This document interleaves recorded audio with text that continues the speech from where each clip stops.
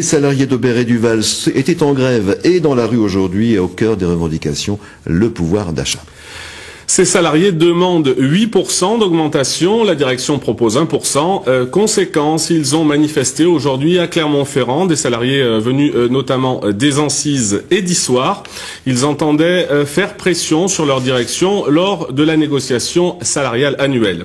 Le reportage de Laurent Pastural et Luc Jardy.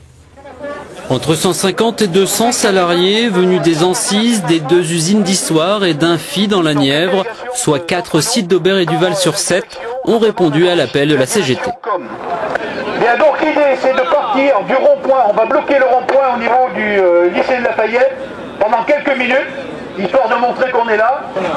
Ces grévistes jugent les propositions d'augmentation de la direction insuffisantes, une direction qui affirme offrir une enveloppe globale de 2,5%.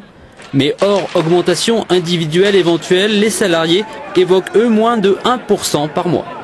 0,9% quand on voit les augmentations du gaz, de l'électricité, des charges sociales et tout, des produits de base, ne serait-ce que pour se nourrir, cela devient de plus en plus difficile. C'est quoi la moyenne des salaires à peu près à Aubert-Duval? Parmi les ouvriers, je dirais, c'est entre 1000 et 1100 euros, quoi.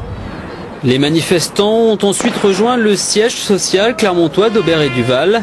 Les négociations qui avaient lieu à Paris ont été suspendues puis arrêtées par la direction après quelques débordements, jets d'œufs et feux de matériel. Quel autre moyen on a pour se défendre, pour défendre nos revendications que de manifester et autres. Voilà, on n'est pas entendu et puis après il ne faut pas s'étonner qu'il y a des débordements, hein. La direction doit prendre ses responsabilités aussi à ce niveau-là. Entre une direction qui évoque une baisse des commandes liée à la crise et la CGT qui parle de bénéfices records, le dialogue à Aubert et Duval semble aujourd'hui compromis.